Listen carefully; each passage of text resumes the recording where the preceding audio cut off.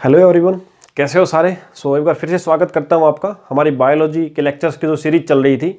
आज बॉटनी यानी पादप विज्ञान हमें शुरू करना है। ठीक है, आइए शुरू करते हैं। बॉटनी यानी पादप विज्ञान जिसको हम बोलेंगे, बड़ा ही इंटरेस्टिंग चैप्टर है। ठीक है, बॉटनी या जिसको बोला जाए तो पादप विज्ञान। स्टूडेंट्स, हमारे साइंस जो है उसके बायोलॉजी यानी जीव विज्ञान के अंदर एक इम्पोर्टेंट चैप्टर तो है ही, उसके साथ साथ कंफ्यूजिंग चैप्टर भी है। बहुत सारे बच्चे इस चैप्टर में हमेशा कंफ्यूज रहते हैं कि सर किस लेवल तक हमें सिलेबस करना है। कंपटीशन के एग्जाम्स में सबसे बड़ा समस्या का विषय है ये चैप्टर आपका। आज उसी को कंपटीशन एग्जाम के लिहाज से किस प्रकार से आपको सिलेबस को बाउंड करना है, एक बाउंड्री के अंदर सीमित करना है, जो ताकि आप उसको याद भी कर सकें, क्योंकि असीमित और अथाह सागर है पादप विज्ञान का। अब उसके अंदर से जो जो इंपॉर्टेंट चीज़ें हैं वो इस चैप्टर के अंदर हम करेंगे। 4 से 5 लगभग लेक्चर्स वीडियोस में बनाऊंगा इस बॉटनी वाले चैप्टर के ऊपर। उसके बाद में एक डिजीज वाला लास्ट चैप्टर हमारा उसको कंप्लीट करेंगे हम। ठीक है, चलिए। आज का इस बॉटनी के अंदर जो पहली वीडियो, आज की वीडियो का हमारा जो विषय रहेगा वो रहेगा प्लांट टिश्यू। प्लांट टिश्यू जिसको बोला जाएगा पादप उत्तक। पादप उत्तक, प्लांट टिश्यू या पादप उत्तक आज का हमारा विषय रहेगा। देखिए, हमने जो टिश्यू पढ़ा था, एक चैप्टर पहले ही पढ़ा था, तो हमने ह्यूमन टिश्यू के बारे में पढ़ा था। उसके अंदर हमारा जो टिश्यू होता है हमारी बॉडी के अंदर, मनुष्य की बॉडी के अंदर, उसको हमने पढ़ा था। 4 प्रकार के टिश्यू पढ़े थे। अब इस क्लास का विषय हमारा रहेगा प्लांट के टिश्यू। पादप के अंदर जितने प्रकार के उत्तक होते हैं, टिश्यू होते हैं, उन सब का हमें अध्ययन करना है। हिंदी और इंग्लिश दोनों मीडियम में क्लास हमारी रहेगी, जैसा कि आपको पता है पहले की तरह। स्टूडेंट देखिए, टिश्यू जो होता है इसकी स्टडी क्या कहलाती है। टिश्यू जो है, उत्तक जो होता है, इसकी स्टडी या इसका अध्ययन करना क्या कहलाता है, उसको कहा जाता है हिस्टोलॉजी। हिस्टोलॉजी कहा जाता है उसको, या हिंदी में अगर कहा जाए तो औतिकी। औतिकी इसको कहा जाता है, हिस्टोलॉजी या औतिकी। ये जो संस्था है, ये जो ब्रांच है हिस्टोलॉजी, जो अध्ययन होता है टिश्यू का, इसके संस्थापक कौन है? तो इसके संस्थापक का नाम आपको याद रखना है मार्सेलो मेलपिगी। मार्सेलो मेलपिगी नाम है इसके संस्थापक। ये शाखा है साइंस की जिसके अंदर उत्तकों का अध्ययन किया जाता है। और इसका जो नामकरण किया था, ये औतिकी नाम जिसने किया था, वो किसने किया था? वो किया था मायर ने। 2 क्वेश्चन तो आपके यहीं से राइज हो गए। उत्तकों का अध्ययन क्या कहलाता है, और उत्तकों के अध्ययन की जो शाखा है साइंस के अंदर, उसके बारे में किसने डिस्कवरी किया था? Marcelo Malpighi. और नामकरण किसने किया था? मायर ने। चलिए, तो टिश्यू क्या होता है वो हम पहले ही पढ़ चुके हैं। एक सेल्स होती हैं जिनके लगभग सिमिलर वर्क होते हैं, उनका ग्रुप होता है। सिमिलर काम, जिनके स्ट्रक्चर किसी प्रकार से, हर प्रकार से जो सिमिलर सेल्स होते हैं, उनके ग्रुप को क्या कहा जाता है? टिश्यू कहा जाता है, उत्तक कहा जाता है। अब स्टूडेंट्स, हमारा विषय जो प्लांट टिश्यू के बारे में पढ़ना, पादप जो होते हैं, पेड़ पौधे, उनके अंदर कितने प्रकार के टिश्यू होते हैं, क्या क्या उनका कार्य होता है, वो सारी चीज़ें हमें आज अध्ययन करनी है। ठीक है, चलिए। तो सबसे पहले तो मैं आपको बता दूं कि प्लांट टिश्यू जो होते हैं ना, वो 2 प्रकार के होते हैं।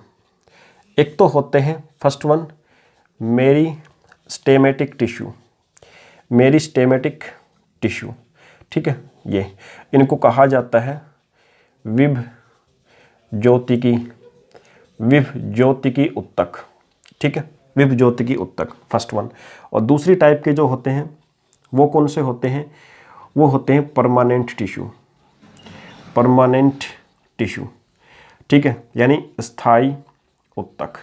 तो 2 प्रकार के टिश्यू होते हैं। जैसे ह्यूमन बॉडी के अंदर 4 प्रकार के टिश्यू हमने पढ़ा था, उसी प्रकार से प्लांट्स, पेड़ पौधे जो होते हैं, उनके अंदर 2 प्रकार के टिश्यू होते हैं, एक मेरिस्टेमेटिक और एक परमानेंट। अब आइए अध्ययन करते हैं एग्जाम में किस प्रकार से प्रश्न आएगा हमारे यहाँ से, दोनों प्रकार के टाइप से। फर्स्ट वन को हम डिस्कस कर लेते हैं एक बार। मेरिस्टेमेटिक जो टिश्यू होता है, देखिए, मेरिस्टेमेटिक टिश्यू जो होता है, विभज्योतिकी नाम से दिख रहा विभाजन, विभज्योति यानी विभाजन, यानी वो टिश्यू जिनके अंदर बार बार क्या हो? विभाजन हो, यानी डिवीजन हो। यानी वो टिश्यू, वो उत्तक जिसके अंदर जो सेल होती हैं, कोशिकाएं होती हैं, वो बार बार डिवाइड होती रही, उनके अंदर डिवीजन होता रहे बार बार, तो उन टिश्यूज को कहते हैं मेरिस्टेमेटिक। परमानेंट एंड स्थायी का मतलब है कि जिनके अंदर ये जो बार बार विभाजन होता है ये ना हो। यानी मेरिस्टेमेटिक टिश्यू जो होते हैं उनके अंदर अगर विभाजन होना रुक जाए तो किसका निर्माण होता है? परमानेंट टिश्यूज का निर्माण होता है, अस्थायी ऊतक का निर्माण होता है।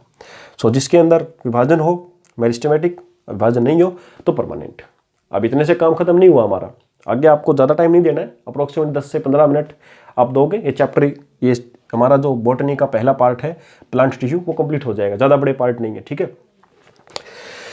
चलिए, तो मेरिस्टेमेटिक टिश्यू जो होता है, अब इसी का थोड़ा सा अध्ययन कर लिया जाएगा ताकि एग्जाम में बनने वाले विभिन्न प्रकार के प्रश्न हम होल्ड कर सकें।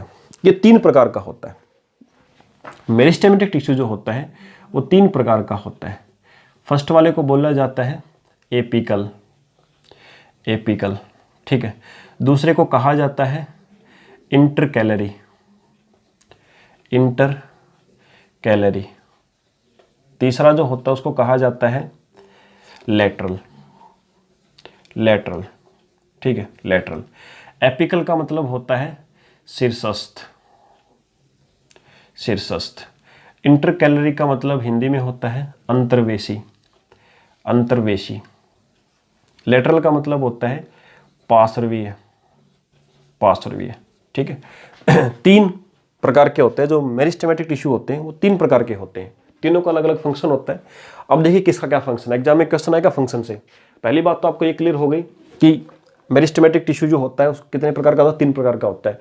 अब कहाँ कहाँ पे होते हैं तीनों प्रकार, वो देखिए, पौधे के अलग अलग जगह पे होते हैं। एपिकल देखो, शीर्षस्थ, शीर्ष भाग, एपिकल यानी पौधे के सबसे ऊपर वाले भाग में। ऊपर वाले भाग का मतलब है कि जैसे हमारे पास कोई भी पार्ट है पौधे का, तना है, ठीक है, यानी स्टेम या पत्ती या रूट यानी जड़, कोई भी भाग हो सकता है। सो उसके जो शीर्ष भाग होता है ना, उसका जो एपिकल पार्ट होता है, शीर्ष भाग बिल्कुल टिप के ऊपर, वहां पे ये पाया जाता है।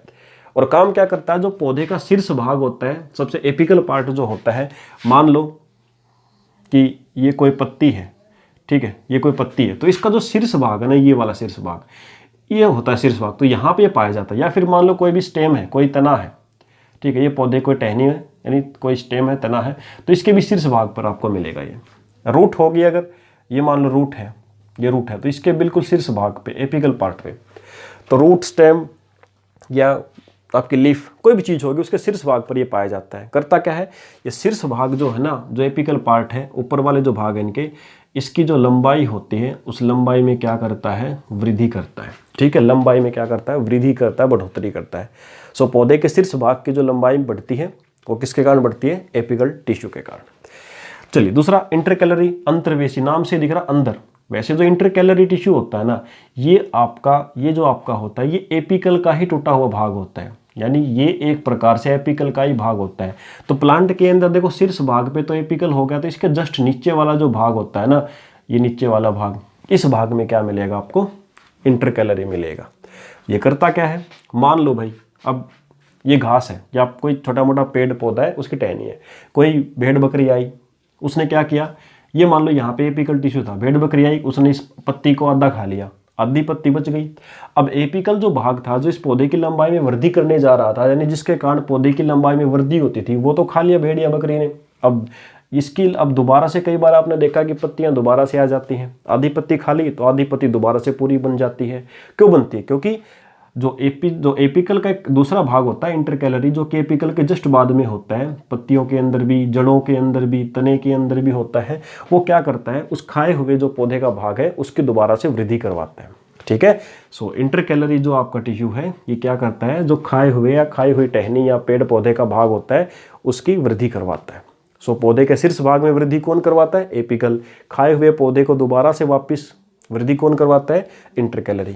लेटरल ये कहाँ पे होता है, सबसे पीछे वाले भाग में होता है, चाहे जड़, तना, पत्ती कोई भी हो, उसके सबसे पीछे वाले भाग में होता है। ये क्या कराता है, ये पौधे की मोटाई में वृद्धि कराता है, ठीक है, पौधे की मोटाई में वृद्धि करवाता है कौन, लेटरल।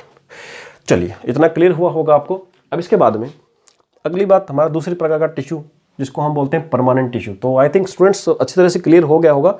अब मैं इसको इरेज कर देता हूँ और एक परमानेंट टिश्यू के बारे में भी ऐसे ही आपको बता देता हूँ। एग्जाम में देखो इससे ज़्यादा कुछ किसी प्रकार से क्वेश्चन नहीं बनना है। अभी बॉटनी एकदम से कंप्लीट नहीं होगा, धीरे धीरे चलेगा, बट यहाँ से इतना ही पूछा जाएगा, ठीक है। बाकी क्वेश्चंस भी आपको मैं प्रैक्टिस कराऊंगा। जैसे एक बार बायोलॉजी कंप्लीट हो जाती है तो तब आपको पता भी लग जाएगा कि एग्जाम में क्वेश्चंस किस प्रकार के बनते हैं। चलिए, मैं इसको एक बार इरेज कर देता हूँ, ठीक है। यहीं से रेज करके, और सेकंड वाला जो हमारा टिश्यू है सेकंड टाइप का, उसको भी हम डिस्कस कर लेते हैं ताकि ज़्यादा समय व्यर्थ हमारा नहीं होगा। स्क्रीनशॉट साथ साथ आप लेते चलें, ताकि स्क्रीनशॉट लेते रहेंगे तो आपको राइट नहीं करना पड़ेगा, बाद में अच्छे से अपने अच्छे प्रकार से आप नोट्स वगैरह आपके प्रिपेयर कर सकते हो। तो क्लियर दिख रहा है कि नहीं दिख रहा? यस, क्लियर दिख रहा है बिल्कुल। चलिए सेकंड टाइप, जैसे कि मैंने आपको बताया परमानेंट टिश्यू, परमानेंट टिश्यू,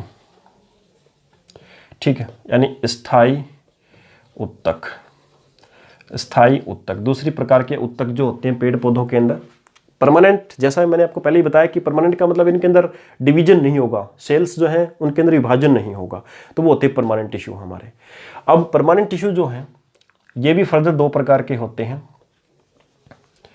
एक सबसे पहला सिंपल टिश्यू, परमानेंट दो प्रकार के होते हैं, सिंपल, ठीक है, और दूसरे होते हैं कॉम्प्लेक्स।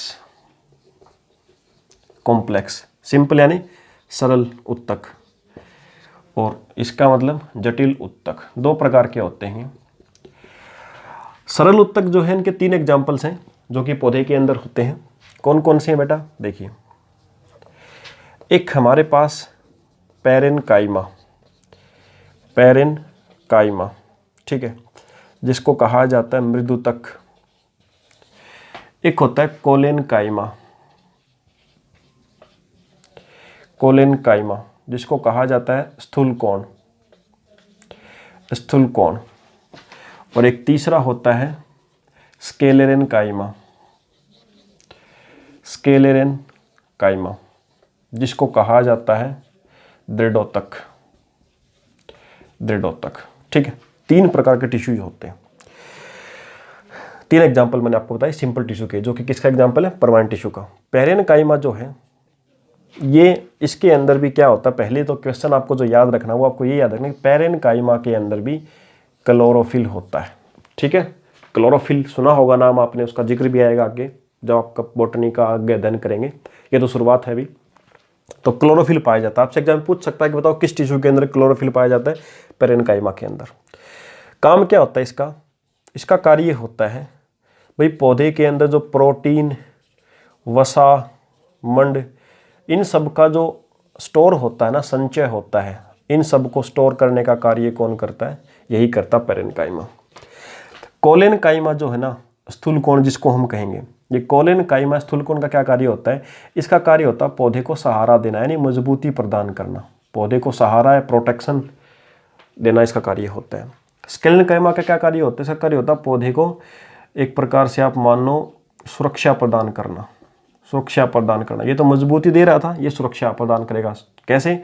जैसे आपने नारियल देखा होगा, कोकोनट, नारियल के ऊपर जो हेयर्स होते हैं ना, बाल का आवरण होता है, वो स्केलेनकाइमा ही होता है। सो वो क्या करता है? पौधे को सुरक्षा प्रदान करता है बाहर, ठीक है। चलिए, इसी प्रकार से कॉम्प्लेक्स टिश्यू की अगर बात की जाए, इसके 2 उदाहरण हैं, ठीक है। एक जाइलम,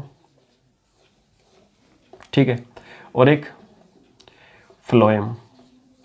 जाइलम, एक फ्लोएम, जाइलम एंड फ्लोएम।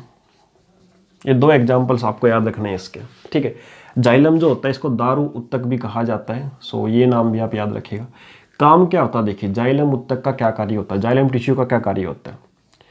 देखिए, आपको पता है कि पौधे के अंदर जड़ें जो रूट्स होती हैं, वो रूट्स का क्या कार्य होता है? वो रूट्स मिट्टी से जल यानी वाटर और मिनरल्स यानी खनिज लवण जो होते हैं उनका अवशोषण करती हैं। जड़ें क्या करती हैं? जल और खनिज लवणों का अवशोषण करती हैं।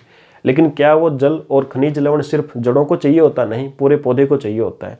सो जड़ से खनिज लवण लेकर के और हमारा पौधा जो है उस पूरे पौधे के सभी भागों तक जल और खनिज लवणों को पहुंचाने का कार्य किसका होता है? जाइलम और दारू उत्तक का होता है। इसी प्रकार से फ्लोएम जो होता है, इसका क्या कार्य है? आपको पता है कि पौधे के अंदर लीफ यानी पत्तियां होती हैं, एक पार्ट होता है पौधे का, लीफ यानी पत्ती। इन पत्तियों के अंदर क्या होता है? आपको पता है कि प्रकाश संश्लेषण, फोटोसिंथेसिस के द्वारा खाना तैयार होता है। लेकिन क्या उस खाने की आवश्यकता सिर्फ पत्तियों को होती है? नहीं, पौधे के पूरे भाग को होती है। तो जो पत्तियों के अंदर खाना बनता है ना, उसको पूरे पौधे तक पहुँचाने का कार्य किसका होता है? फ्लोएम का। तो ये कार्य आप याद रखिएगा, यहाँ से एग्जाम में पूछा जा सकता है। अब जल और खनिज लवण किस विधि द्वारा प्राप्त किए जाते हैं पौधे के, या गैस से किस प्रोसेस के द्वारा प्राप्त की जाती है पौधे के द्वारा, वो सब टॉपिक्स आगे आएंगे स्टूडेंट्स। यहाँ सिर्फ मैं आपको टिश्यू के बारे में बता रहा हूँ, ठीक है। इसके अलावा एक सबसे इंपॉर्टेंट और लास्ट क्वेश्चन, जो कि थोड़ा सा अगर एग्जाम में डीप करके आपसे क्वेश्चन पूछेगा तो आपसे कैसे पूछेगा, ठीक है, वो देखिए। आपसे पूछेगा कि जाइलम टिश्यू जो होता है ना वो 4 प्रकार की कोशिकाओं से मिलकर के बनता है, उनके नाम बताओ। इसी प्रकार से फ्लोएम टिश्यू जो होता है ये भी 4 प्रकार की कोशिकाओं से मिलकर के बनता है, वो भी आपसे नाम पूछे जा सकते हैं। तो इसको मैं एक बार थोड़ा सा इरेज करके और यहाँ पे लिख देता हूँ, इधर वाला इरेज करके इधर लिख देता हूँ एक बार मैं आपको, ठीक है, कि जाइलम और फ्लोएम जो होते हैं दोनों के दोनों वो किस पर कौन सी 4 प्रकार की कोशिकाओं से सेल से मिलकर के बनते हैं। देखिए स्टूडेंट्स, अगर बात की जाए जाइलम और फ्लोएम की, सबसे पहले मैं आपको बताऊँ जाइलम ये कौन सी 4 प्रकार की कोशिकाओं से मिलकर के बनता है। सो फर्स्ट वन होती है ट्रैकिड, सेकंड होती है वेसेल, ट्रैकिड वेसेल। थर्ड होती है पैरेनकाइमा, और चौथी होती हैं फाइबर्स, ठीक है। इन चारों के आगे अगर आप जाइलम लगा दोगे तो xylem tracheid, xylem vessel, xylem parenchyma, xylem fibre, 4 प्रकार की कोशिकाएं होती हैं जिनसे जाइलम टिश्यू मिलकर के बनता है। उसी प्रकार से फ्लोएम की अगर बात की जाए तो ये कौन कौन सी 4 प्रकार की कोशिकाओं से मिलकर के बनता है। सो फर्स्ट वन चलनी कोशिकाएं, या जिनको कहा जाता है शीव ट्यूब, ठीक है, शीव ट्यूब। दूसरी होती हैं सखी कोशिकाएं, सखी का मतलब कंपेनियन, तो कंपेनियन सेल, और ये पैरेनकाइमा यहाँ पे भी सेम आएगा, और फाइबर जो है यहाँ पे भी सेम। सो ये 4 कोशिकाओं से मिलकर के फ्लोएम बनता है और इन 4 कोशिकाओं से मिलकर के जाइलम बनता है, ठीक है। सो किसी भी कंपटीशन एग्जाम के अंदर अगर प्लांट टिश्यू से आएगा क्वेश्चन तो इससे बाहर नहीं जाएगा। XYZ कोई भी एग्जाम दो आप, छोटे से लेके बड़ा कोई भी एग्जाम दो, ये आपके लिए सफिशिएंट होगा। और आपके कंपटीशन एग्जाम के साथ साथ कोई बच्चा अगर 10th क्लास में पढ़ रहा है, 11th क्लास में पढ़ रहा है, 9th क्लास में पढ़ रहा है, सो उसके लिए तो बहुत बहुत यूजफुल है ये चैप्टर्स। तो इसीलिए हर वो बच्चा जिसको इसकी आवश्यकता है उस तक पहुँचाएँ, शेयर करें, ताकि उनको बच्चों को भी लाभ हो और आपको तो होता ही रहेगा। चलिए फिर अगली कक्षा के अंदर हम पढ़ेंगे प्लांट हार्मोन्स के बारे में, पादप हार्मोन जिनको फाइटो हार्मोन्स कहा जाता है। तो अगला लेक्चर उसी के ऊपर होगा, 15 से 15 मिनट के अंदर हो जाएंगे सारे हार्मोन्स। सो मिलते हैं अगली कक्षा में, तब तक के लिए जय हिंद।